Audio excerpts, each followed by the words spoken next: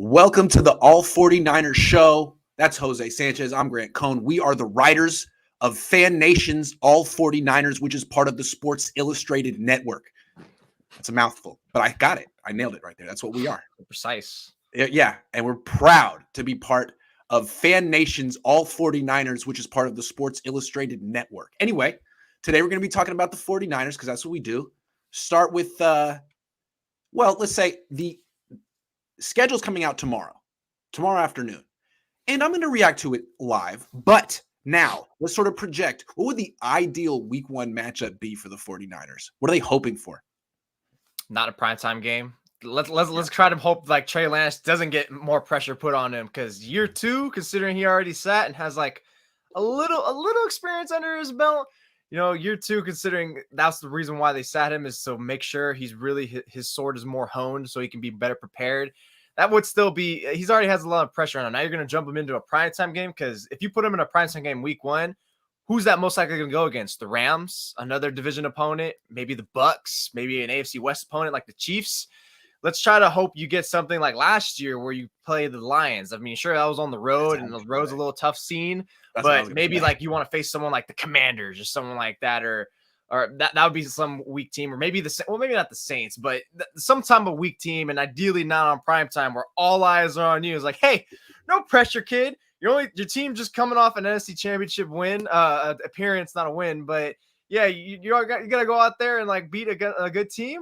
No pressure. So ideally not a primetime team, and hopefully someone lesser, maybe not even a divisional team. Yeah. See, I was going to say Detroit, just to be snarky and be like, oh wait, they could have done that last year. But and that would have been the easiest way to get Trey Lance on the field, have him against Detroit, and then Philly after that. It was back to back. This year, I'm looking at their home schedule. Like all the games, you could argue are going to be tough. Maybe Seattle, but they always play the Niners tough.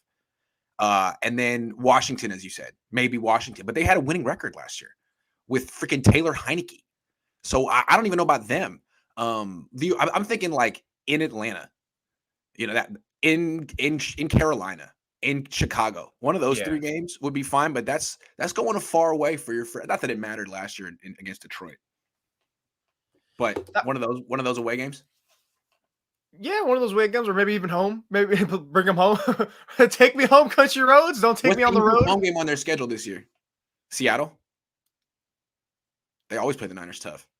Washington. I'm gonna sell Seattle this year. I don't think that's gonna be tough. Why do they play him tough? Because Russell Wilson. Now they don't have him anymore. I think you're gonna have a much easier transition. I think it's gonna be a funnier transition between those two, between the two Niners and Seahawks. Now that Russell Wilson's gone, you got changing the guard there, and I got changing the guard with the 49ers with Lance. I feel like the owner's going to start flipping, at least maybe this year. Washington was 7-10 last year. Let me correct myself. They did not have a winning record. Yeah, they suck. So I don't know. Now they got Carson Wentz. I throw a lot. The thing about Carson Wentz is Carson Wentz has played the Niners at Levi's twice in the last couple of years and beat them both times. I was there, and both times he looked like the old Carson Wentz for whatever reason. I don't know. He looked good. Too. I'm selling that hard. He's gonna get stunk by this team so bad. I don't believe it. I don't trust it. I don't see it. I feel like Carson Wentz is able to sort of like expose the Niners secondary a little bit, because he throws deep, and he does it against the Niners, and he's been successful doing it against the Niners. Anyway, that's neither here nor there. Washington would be a good week one opponent, although it's not a guaranteed win. Yeah. All right, it's not divisional. It's most likely not going to be a primetime matchup. I mean, they're pretty much on the weaker side. You should be able to beat them. The AFC is loaded. The NFC is not.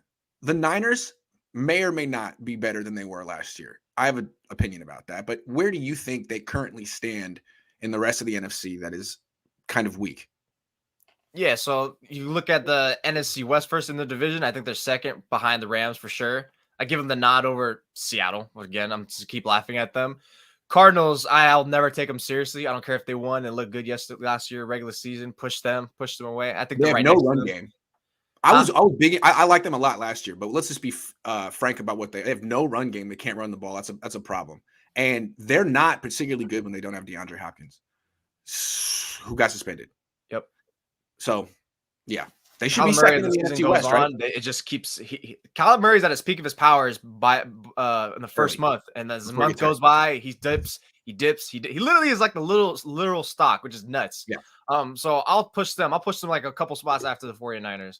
The ones who I actually see who are beyond them is, like I said, the Rams, the Buccaneers. I would agree. I'm gonna The go Rams and bold Bucks and are say clearly maybe in a even the tier Eagles. above the rest in the NFC, in my opinion, right now. They have entrenched starters who've won Super Bowls. The Rams and the Bucks. You can't even argue that. So where do the Niners factor in after that upper tier?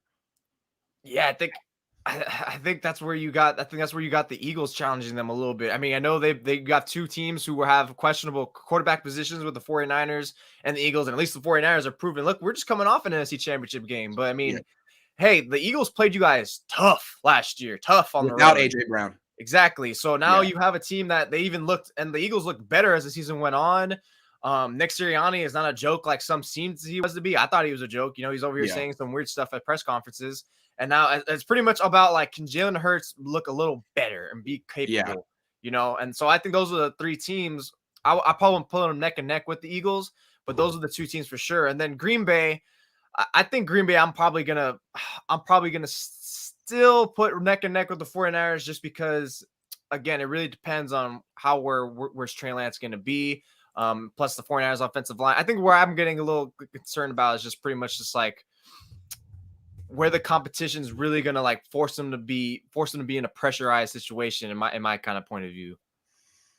Well, hold on. So we got Tampa and the Rams ahead of them. But I think after that, you're talking Niners, Packers, who lost some wide receivers. And I'll circle them with them, the Niners. As like New Orleans. Let's not forget about New Orleans. They lost Sean Payton. They lost Drew Brees. It'll be interesting to see what they have after that. But Jameis Winston was 5-2 last year. Mm-hmm. Even freaking Taysom Hill, when he played, has a winning record. And now they have Andy Dalton. So I think a big reason they weren't in the playoffs last year is they were starting freaking Trevor Siemian and Ian Book down the stretch. They're a team that's going to have a winning record. That's another team the Niners have to contend with and play. As you mentioned, Philly. Dallas? I think Dallas is going to be stinky this year. They lost a lot of talent, man. Okay. They lost a lot. I can't take it. I think the Eagles are the favorite in that division. And then obviously, you know, we already shunned the Commanders. At least I did. The Niners are contending for third in the NFC, and they do actually match up, or they have matched up well with the Rams in the past. Mm-hmm. So that's good. At the same time, there's a bunch of teams that are right there with them. And it's interesting that Philly's one of them. You say like, oh, well, Jalen Hurts isn't that great. Well, I mean, he's kind of similar to Trey Lance, and has more experience. So I wouldn't just I actually kind of like Jalen Hurts. He's not great, but I think he's above average. He's good. He's good. Yeah, I think he's like slightly above average. You know what? No, that's a lie. I think he's average, but I think this is the year where, since they loaded him with AJ Brown, is now okay. Now we hope we can get this average player to have those above average moments with this talent. Yes. And you hope in some way, somehow, that also turns into natural development. I mean, we'll see. I think this is like the final like hurrah with Jalen Hurts before maybe they consider pivoting in a couple years. But yeah, regardless, I mean, you can't say you gave Jalen Hurts an AJ Brown type caliber player and Devontae Smith and a decent running game and not say they're going to be better. I got one more team, and it's like they're always kind of like a disappointment. But if they ever were to make a move, this would be the year. Hear me out before you scoff. The Vikings. Okay, hold on. Let me tell you why. First of all, new coach. Zimmer's gone, right? And they brought in like a Rams guy. So it's going to be sort of the Rams offense. Kirk Cousins has played in that before in Washington. And that division is down. Lions, terrible. Bears, terrible. Packers, not as good as last year without Devontae Adams. So maybe the Vikings are a team that is something like in that cluster of tier 2 teams in the NFC. Vikings. Yeah, I give them a puncher's chance. Like they're not someone to look over or scoff at for sure. And I've been loving watching the Vikings for years, especially when they had Stephon Diggs and Thielen together. Yeah. They were nasty. Year 3 of Justin Jefferson. Yes, he's chasing the bag. Jefferson, those two. Yes. I think it's about like health and how good is their secondary on defense, really. I mean, like you said, they have offensive minded, so you hope the offense gets a little more oomph, which, you know, the offense was never really the issue in Minnesota. It typically was their defense. And so, you lost Zimmer. You lost a dinosaur in him who was always had like a little tunnel vision with whatever he operated down there. But I think that's the concern with me is just, can their defense hold up? I mean, good that Devontae Adams is gone, because now you can compete better in that division. You don't have to like stress some more. Feel like you're getting pressured on your defense on the back of your heels, which I'm sure the Packers always did to them. Yeah, I think they won't be overlooked. They're not going to be like nothing, but I wouldn't put them in that upper echelon with like the Niners and like even the Eagles and stuff like that. And I mean, and then I want to circle back. You talked about the Saints. I'm stiff arming the Saints too. I just see it such a fat gap. I mean, it's really just those teams like the Rams, the Bucks, the Eagles, the Niners, and kind of even the Packers to a degree. And then you have like the gap, and then you have those other teams like the Saints, like the Vikings, because I mean, sure, Jameis is not that bad. First of all, he's a capable quarterback in that offense for sure. You got Kamara, you're getting Michael Thomas back, you got Chris Olave, so that offense should be booming to a degree. But Dallas Allen, your head that's coach, the question. How valuable was Sean Payton? I'm thinking extremely valuable. But the Eagles are interesting because I'm always looking at the team with the third-year starter that's loaded up in free agency because the quarterback's still cheap, but he's got experience. And this year, it's Cincinnati and the Chargers. But it's also Philly. And they just made this big win-now move, spending all this money on A.J. Brown. It's like, while we're not spending on a quarterback, let's spend quarterback money on a wide receiver. Yep. That's what the Niners are going to be doing with Deebo soon as well. So, pretty good team. The defense is pretty top-notch. Like, you're not messing around with that defense. They'll punk you around. Lorenzo Gonzalez says, moving away from quarterback for a minute, tired of getting beat deep all year. Ward is not Jackson, but have we solidified the cornerback room? Week 1 name starters 1, 2, 3. It's solidified. It's going to be most likely. I mean, you got Ward and Mosley are your known quantities. If Jason Verrett is suddenly what he was 2 years ago, that changes everything. But I don't really expect Jason Verrett to make the team. I think that's kind of like a Hail Mary. So if he doesn't make the team, then number 1 is Ward, number 2 is Mosley, number 3 is whoever the nickelback is. I don't think Mosley's going to slide in and play 2 positions. I think they're going to get a nickelback. It'll either be Womack, Denard, or Lenore is going to have or it'll be like a 4-way competition for it. Yeah. So. Yeah, for sure. I don't put any chips on Jason Verrett's name. He's been D4'd to me since even entering last year, despite coming off 2020 year. You can't really just put your hopes in this guy. It's like a perfect scenario we just said. Yeah, it's a home run shot here, Hail Mary shot, and if it works out, he sustains health for a good portion of the season. Boom, we are freaking golden. You know who CB3 should be, the nickel? DJ Reed, but they let him go. Should have been him. And that's why they had to draft Sam Womack. We don't talk about old stuff anymore, Grant. All right, bring up old stuff. All right, next one. Which situation did the Niners have to resolve first? The Deebo situation or the Jimmy Garoppolo situation? Jimmy Subway. Jimmy Subway. And I'm not just saying that a joke. No, literally, it's Jimmy Subway. It's Jimmy Garoppolo. I think that's the situation. Jimmy cold cut combo first, to be honest, because to me, I think the Deebo Samuel, you can have that lingering trade request without an extension going into training camp, because I don't think that team is a bunch of weaklings in terms of, we understand Deebo, why you traded. Like, you don't hate us. You're trying to strong arm him. You played a card. You kind of were a little wrong the way you played it because your peer, AJ Brown, got what he wanted. But ultimately, I think they'll support him. They understand the business side. They're not nosy to that degree.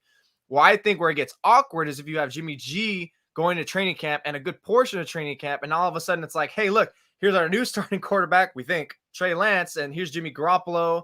And suddenly if Trey has like a stinky stretch of practices, you're going to get your best friend who also works in the media that's going to be talking about, I don't know, Jimmy G looks a little better than Trey. Maybe they run it back one more time. You imagine last year when the Kyle Shanahan, all those guys were E-rate. Now you're going to have this year where it's definitely worse. I think you really have to settle in on Jimmy being resolved first, and that's ultimately cut him. You're not going to be able to find a trade partner personally. I mean, great, you can use a portion of training camp to enhance the competition, but I mean, you're just going to open yourselves up to the firing arms of just of clear-cut questions that are going to create drama and a whole ton of awkwardness. So to me, Jimmy needs to get resolved first. Yeah, I've bet my dad a bottle of wine that Jimmy's going to be on the roster week 1, but just thinking through it, like financially, it doesn't make any sense. If they keep Jimmy Garoppolo at his current number through training camp, they have $700,000 in cap space right now. How do they extend Deebo? Because even though his cap number won't go up much this year, it'll go up a little bit because the signing bonus will be prorated over the length of the contract. So it'll go from whatever it is up a few $1 million. Niners don't have the cap space for that. They also have to sign their rookies. They also have to extend Bosa. So, I mean, yeah, they could renegotiate Trent Williams and cut Samson Ebukam, who they probably will. But with keeping Jimmy Garoppolo through August, I don't know how they can do all this. I don't know how they can resolve it with Deebo. And they have to. So he has to go, doesn't he? Jimmy Jed York said it's okay.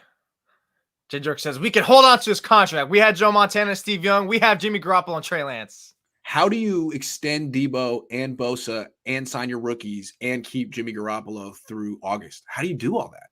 Because they don't How want to, many veterans are you going to extend and renegotiate to do all of that when the easiest move is to just get rid of Jimmy Garoppolo? I don't understand. I mean, I'm terrible at math and contracts and stuff. I'm just asking questions. I just ask questions. I'm a journalist. Seems so complicated. You really are going to do all of that? Why? Maybe the Nick Bosa thing isn't on. Maybe it's on their mind, but they know it's not going to get done. So that kind of rules him out in a way because, he has 2 more years left. And then that points out, okay, we have Deebo. But, hey, Deebo has 1 more year left. And God forbid we don't get extension done, franchise tag. So that's why I think it's like almost – you got to put Jimmy in the forefront of let's resolve this now. Let's figure out what we got now. And, I see no way it's going to be a market for him. I mean, I think a couple weeks ago we joked about would Seattle take him? And it was like, no. But it's because who else is out there? Baker Mayfield. And Baker Mayfield is going to get cut, I think. There's no way people are going to trade for him. And if no one's going to trade for Jimmy, why would they trade for not going to trade for Baker, who has a lesser cap hit? Why are you going to trade for Jimmy, who's a little bit of a lesser player? I'm trying to think about it from the Niners' perspective here. What do they think about? What do they know about Jimmy? That he's supposed to start throwing in July before training camp. That's the schedule, right? So they're thinking, okay, well, he'll start throwing in July. We'll put out a little video. Teams will see it, and we'll trade him right before training camp, and that'll give us a little window to sign our rookies and extend Deebo. They really think they can pull it all off. What if Jimmy doesn't start throwing? What if Jimmy has a setback? I think it's just still pretty clear that Jimmy doesn't want to get traded to wherever the Niners see fit. I think he still wants to pick his own destination. He didn't get to do that. He's never gotten to do that in his life, right? It's true. He's never gotten to do that. So I think he wants to do it. I think I don't know. I think the Niners are playing with fire if they think that Jimmy's just going to heal up quick, throw, get traded. Really? I don't know.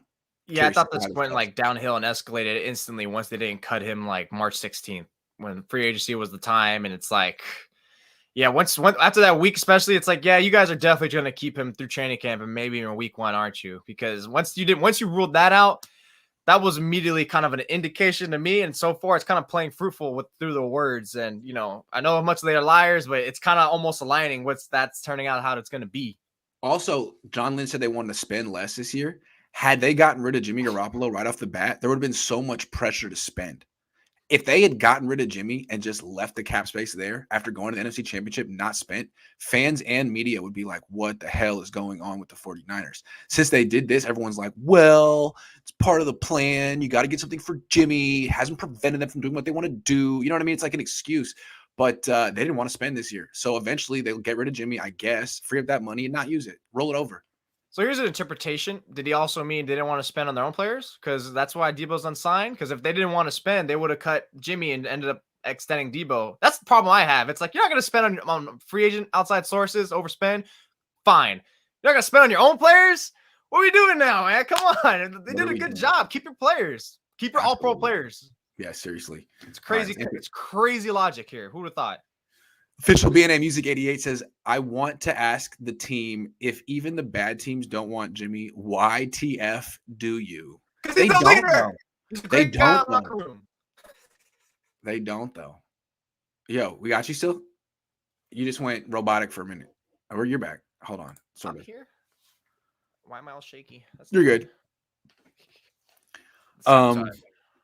Yeah. Why don't teams want Jimmy Garoppolo? He's not that good. I saw someone say, yeah, Jimmy Garoppolo has the second highest career completion percentage of all time, NFL history. And I looked it up. It technically would be true. His career completion percentage is tied with Drew Brees, but Jimmy actually doesn't qualify for the stat because you need a minimum of 1,500 career throwing attempts. That's it. He's almost 31 and he's only at 1,400 plus. I was looking at like Kyler Murray has had 1,500. How has he not played that much? That's crazy to me, man. He just doesn't play that much.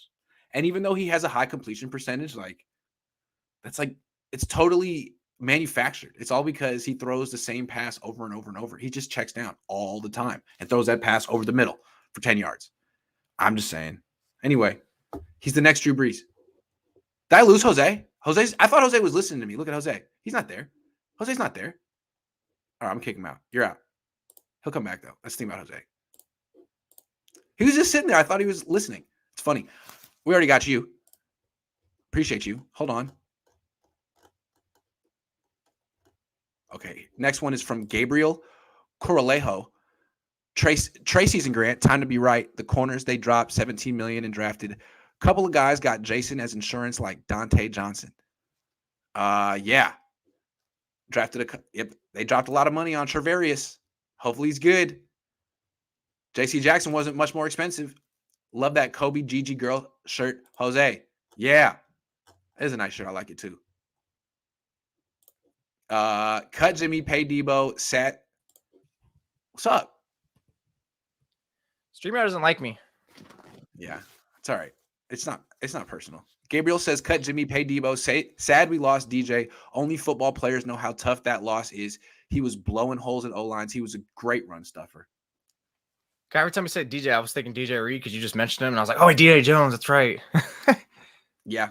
They lost him and Lakin because they kept Jimmy Garoppolo. And now they're going with, some big question marks at those positions. Kalia Davis. Javon Look, Lakin, Kinlaw. I didn't mind it because, you're not going to pay a guard that much money, are you? Especially, You can do whatever you want if you're not really spending much money on your quarterback. You know what I mean? You can overspend for a guard for a couple of years. You could. I mean, if you could get a better option, by all means, but I don't think Aaron Banks qualifies. Maybe he does. Colton McKivitz, excuse me. You better Or is it qualify. Jalen Moore? Second round pick. Darius Ali says Trey with a tough schedule is good. Let him learn, and hopefully it gets easier. He gets better. Matt got worse after looking good against subpar defenses. That is true. As soon as it got cold, he started looking terrible because he's got a noodle arm. That's the thing about Mac. Noodle for an arm. The arm. Yeah, you can't be having that. Is overcooked pasta. You can't be having that inflatable balloon arm in freaking New England when it's like negative 100 degrees over there. That's Isn't that's funny never gonna how work. many people love quarterbacks that have no physical gifts. It's like he doesn't do anything well physically, but I mean the way he processes, oh my god, it's so top level. It's like, okay. And that's key too. But come on, we also want with the two to the line. They always try to act like the guy is the next Drew Brees. Like, no, there was one Drew Brees. Sorry. All right, next one. Like your boy Scangarella. Yeah, my boy Scangarella. All right. What is the biggest question on the 49ers heading into OTAs? Biggest question mark. Offensive line. I hate the offensive line. Be specific. I don't know why no one's talking about it so much. Look, be specific, outside of everyone but Trent Williams. That's how specific I am. Outside of everyone except Trent Williams. Yeah. Who the hell is what? You got left guard. Okay, Lakin Tomlinson left. And look, this is why I agree with you. Yeah, you could have paid for Lakin Tomlinson because you have a rookie quarterback on a rookie contract. And also key would have kept some stability on that left side offensive line. Now you're gonna have to put someone new in there. So left guard, question mark. Center, no duh, question mark with Alex Mack. Is he coming back? Probably not. And if he does it, you're gonna throw in Jake Brendel there, like you said. You're gonna throw Let's sit there for a second because I was gonna say center. I know there are more questions on the offensive line. We'll get to them, but center. Oh God, as every day goes by and there's still no clarity. I mean, it's May 11th and we still don't know if Alex Mack is gonna play this year. That doesn't seem good. And you start to look at what the Niners have done. They've put together a big competition. Jake Brendel, they keep mentioning him. Daniel Brunskill, Nick Zakel, Donovan West, Jason Poe. That's like 4 or 5 guys. Seems like they're sort of preparing for life after Alex Mack. And they're doing it with a poo-poo platter of undrafted free agents and guys who've never played the position before. So I don't know, man. That center position is like, what? The plan is what? to have Daniel Brunskill play that one, or Donovan West is just going to step in as an undrafted free agent and just man the center spot like that. Because at least at right tackle, then you understand that the Niners are fantasizing about 17 games of Mike McGlinchey because he's already said he's going to be ready. I don't even know what they're fantasizing about at center. Like Donovan West playing really well. Nick Zakelj learning how to play the spot in 3 months. Daniel Brunskill. I'm curious about that position in particular. Yeah, and Lynch said, like, yeah, we do think center could be played by a rookie. I think at his post-draft presser, which I thought was a little bit of an eyebrow raiser. It's like, they I don't thought know, Ben man. Garland command the spot for a full year in 2020. He didn't make it to week 1. Yeah, so you guys are. I kind of feel like it's almost like they're convincing themselves, trying to fool themselves and believing certain things. It's a little wild. That's why I think it also kind of, coincides with how they think the left guard and right guard situation is going to play. Basically, that whole left through right guard situation, including center. It's a huge mystery, huge question mark. I know people have their concerns with safety, but that's a little easier, to my opinion, to mask. You can't mask the interior offensive line. And even if you have like a mobile quarterback in Trey Lance, when you have pressure coming straight at you in the face, it's a little bit harder to get to. So, I mean, that's rough, man. You're going to have your second year quarterback who hasn't started it, who barely has any starts, with a whole new novice of offensive line, left guard, center, right guard. And then again, with a question mark at Mike McGlinchey, how he's going to handle coming off a torn quad. That's pretty rough. It's going to probably be a little rough goings for Lance in his first quarter, maybe even first half of the season, if they can ever figure it out. If you remember, I'm trying to remember 2020. It was a couple of years ago, but they had a rotating. Weston Richburg was never coming back. They thought he would, but he never came back. So they went with Ben Garland. He got a high ankle sprain in camp, and then they had to go with Grasu. They kept going back. Should we stick with Brunskill or Hronis Grasu? And week 1, they decided to go with Grasu, who is like not an NFL player. He's a good practice squad guy. It's pretty bad. And I think the first play from scrimmage was from the shotgun, which I always noticed with the Niners. Like, why are you doing that? You're an under center team. And they did a bunch of shotgun runs that didn't work that well. I think their touchdown was a throw to Mostert. And they did all this because they were terrified of Jimmy Garoppolo getting hurt behind Hronis Grasu. And really, he ended up, that pocket was a joke. I think he ended up, I know it wasn't Grasu's fault that he got hurt, but I remember in Seattle, midway through the year, they just kept blitzing Bobby Wagner through the A-gap because Grasu couldn't pick it up. And I think he had a bunch of sacks and quarterback hits in that game. And eventually the Niners just moved Brunskill over to center, and I think played McKivitz at guard. That's how they finished the year. Why is that not going to happen this year? I'm getting 2020 vibes as well. I think I wrote about it on this year. Some article recently. I forgot what it was, but I was getting total 2020 vibes right now. It's going to be interesting how we're going to see training camp, because a little bit that is indicative of how that interior is going to be, because of if players are going to get driven back at center. I hope they don't play Brunskill at center, because as much as he did a decent job in 2020, keep him at right guard, because he's barely good enough at that. He's not a good center, man. His snaps are all over the place. That was what did they also? Yeah, they had a good amount of fumbles, especially in training camp. I remember 2020. Yes. He's not a center. He's barely a decent guard. I'm sorry, Daniel. The 49ers really need a hope and pray, which, shoot, I think they already know. Mac's not coming back, but somehow, some way, some God give him away. So if you move Brunskill over to center, then that's a question. Now you have 2 questions at guard, and you're hoping and praying that Mike McGlinchey can be what he used to be, which was decent. I feel bad for Lance. It's not right for him. Maybe it'll turn out okay, but the thing is, it's kind of funny how the Niners view Chris Forster like he's Chris Kasarik of offensive line. Like they think they're going to churn out these products when they've never developed anyone on the offensive line. What Chris Kasarik is like a demigod over there. Yeah. You got freaking Chris Forster, who's just some guy chilling in the city. You're just walking around doing nothing or whatever. It's just like, it's like night and day right now, the way they view their coaches. Chris Forster's just a guy. Yeah. It's crazy. They look at Chris Forster like he's Chris Kasarik, like he could just like he's never done it with this team. It's crazy. And I know, like, you don't have to have the best offensive line in the league. Just having a great offensive line doesn't guarantee you anything in the NFL. But if you have you want to give your young quarterback like some stability and continuity on the offensive line. And they're going to have a new left guard, potentially a new center, potentially a new right guard, and maybe a new right tackle if Mike McGlinchey isn't ready by week 1. That's not ideal. That's not what you want to do. And they're potentially going to be reshuffling all year, trying out a new center, moving Brunskill over. Oh, he's a center. Now he's back at guard. Like, that's exactly what you don't want to do. You just want to have a decent offensive line with the same 5 guys all the time. That's all you need. And the Niners can't even get that. It's crazy, man. All because young James on the roster, $27 million. Why?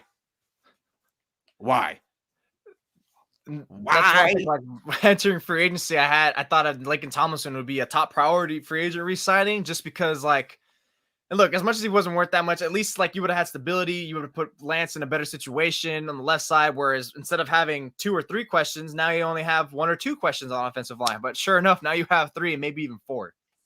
Maurice said since Lakin got here, he played next to Staley and Trent. These are probably Hall of Fame players. Lakin is not special. No, he's Yeah, no not one's claiming he's special. Not special, But but he's better than what the Niners have now. for sure. And I why did the wouldn't Jets sign him? I don't think that's fair to even credit, like, great, he had Staley and Trent Williams next to him. That's why he looks so good. Like, yeah, I'm sure I played a part. You know, I'm sure I played maybe a 10, 20%, but come on, let's not say that's half or more. That's unfair. All of a sudden, that, like, now that's like, it's like, oh, the wide receiver makes the quarterback. Like, I mean, yeah, I give these guys a little bit of some credit on their own. It's not just everything on just the other player, the other talent. At some point, Laken did hold his own. Yeah, I mean, are you telling me that Aaron Banks is just going to be Laken Tomlinson because he's playing next to Trent? Like, Jose and I have seen Aaron Banks and Laken Tomlinson in the one-on-one pass rush drills. Laken Tomlinson is a grown man. Like, that dude whooped Javon Kinlaw's ass daily. Yep. I mean, with pleasure, easily. I mean, it was something to watch. Like, he is, I mean, he would never lose to someone like Solomon Thomas. That guy was like the gold standard of guards on this team. He's really good in the one-on-one pass rush drills. Now, in games, you could get him with like blitzes and stunts and stuff, but one-on-one, you can't move that guy. So I've seen Aaron Banks too. He was making freaking Contavious Street look like Warren Sapp last year in one. And sure, maybe it was right guard. It's great, but how much dramatic is he going to look left guard? And you have Trent Williams there. I mean, Jason wants to know if the Niners should sign James Bradbury. Yeah, if it happened like March 16th. Yeah. I like him better than Denzel. I mean, Denzel Ward, Charvarius Ward for sure. But like, unfortunately, that didn't happen that way. So that's not happening, man. They have like 0.001 salary cap space right now. It's not happening. Should it happen? Yeah. I mean, if you're a team that was a couple plays away from the Super Bowl, you should be looking for these kind of players. The Rams would be if they came that close. They'd be so pissed. I think I tagged the Rams thinking that they would sign them too. I wouldn't be shocked if they did. But they can't. I mean, the Rams don't have a way to magically create $25 million in salary cap. Only the Niners do. The Niners are the only team in the league right now that can magically create $25 million in salary cap and choose not to. So yeah, they could do it. They should do it. Do it. They won't. Do it. They won't. I mean, Teron Matthew's still out. No, he's not. There's other guys out there though who are still good that they could get. Yeah, and there's a good handful of them. Yeah. Yeah, there are. Anyway, Bradbury, sure. No. I wish. I love Bradbury. Yeah, Michael Durant says Kurt Warner was great. Oh, he's not letting it go. Kurt Warner was a bagger and Laken was a bust in Detroit. Unknown commodities aren't a bad thing. Have to wait and see what these kids can do. Play the kid. All right. Unknown commodities aren't a bad thing. It's great, but wouldn't you want more known commodities for your rookie quarterback, essentially your rookie quarterback, to come out and play? So, you know. Let me be real specific about Laken Tomlinson, what I'm talking about. No, he's not special, but what he is extremely strong. He was one of the strongest players in the team, as strong as anyone in the defensive line. DJ Jones, Javon Kinlaw. He was stronger than Javon Kinlaw, and he had really good technique. He made Javon Kinlaw look like a scrub, straight up scrub. So look, Aaron Banks may get there eventually, but I saw him last year. He's not anywhere near as strong as Laken Tomlinson. It's not even close. Laken Tomlinson's got that grown man strength. I have it too. I can talk about it. 34, super strong. So strong. People are intimidated. Yeah, Gabriel. Grant can move a folding chair in 0.0 seconds. That's right. Jose is so right. The biggest thing for Trey is that O-line. He doesn't release as fast as Jimmy, but it's so sad that Trey is getting half the team Jimmy had, and he's going to be expected to win immediately. Oh, no, he's going to be expected to do better than Jimmy. Win the Super Bowl, probably. With, a stripped-down team. We got you. Yeah, Michael Durant, got you. On him. It's not ideal. All right, more. Last one. Niners drafted 9 players this year. 9 players. 9. Team that won the NFC Championship game last year. How many players of these 9 will the 49ers cut and ultimately put on their practice squad? All right, I gotta relook at what the draft class list is. Okay, because I think it's gonna be a good amount that get cut, to be honest. And we're talking about like not make a 53-man roster, right? Correct. Or we including practice squad. Practice squad is fine, but not on the 53. They're going to go through waivers. Yeah. Okay, that means practice squad. You got cut then. Yeah. So for sure, Brock Purdy's getting cut because Jimmy Garoppolo's going to be on the roster week 1. So you can't hold 4 quarterbacks on the roster. You don't think there's a chance that Brock Purdy beats out Nate Studfeld? No, because they give him $2 million guaranteed, and that's enough. True. You can't. That's a lot of money for the Niners. You're gonna have $36 million a quarterback on the roster. I mean, I am still including Garoppolo. Yes, I am. And if you remember, like if you've been there, the number 4 quarterback on the team gets 0 reps in, unless it's Josh Rosen. Oh wow! Unless it's Josh Rosen, they'll split the reps, but usually he's just there for like drills and stuff. So Brock, I think you're getting cut. But that's just one. Ultimately, this year, if assuming things actually go the way it should be, and you get rid of Jimmy, then ultimately, I think they should run with 2 quarterbacks. But anyways, I digress. So I think Purdy gone regardless, regardless if Jimmy's there or not. Be honest. Yeah. Let's go. I'm going in reverse because it's easier to do that. Tariq Castro Fields. That's going to be a toughie. He was decent in college. He was pretty nice. I saw Eric Crocker had a beautiful thread. I was having fun. I had time to kill and I was watching and I was like, God, just watching good cornerback play just moves the needle for me. So him, I'll put, that's a very blurry one. You feel like it might come down to him or Jason Verrett? And that's about if Verrett still has it. It's about if Verrett stays healthy. And then, because, there's no way in hell they're going to cut Deommodore Lenore, Ambry Thomas. Those guys are, steadfast on there. Yeah. Emmanuel Mosley, obviously Charvarius Ward and Denzel Ward. So how much room do you even have? Not Denzel Ward. Jimmy Ward. Not Denzel Ward, Jimmy Ward, Travarius Ward. You said Travarius Ward. There's a lot of Wards. There really are. There really is a lot of Wards. Jesus. Yeah. Next, I'm going to say TJ Ward. I remember him. You remember that guy? Yeah. Kalia Davis. Is he gonna... Red shirt. Yeah. IR. You can start. I don't think that counts. IR. So right, that's good. IR. Yeah. Nick Zakel. Nick Zakel. That's one that I'm looking at. Nick Zakel, the dude from Fordham.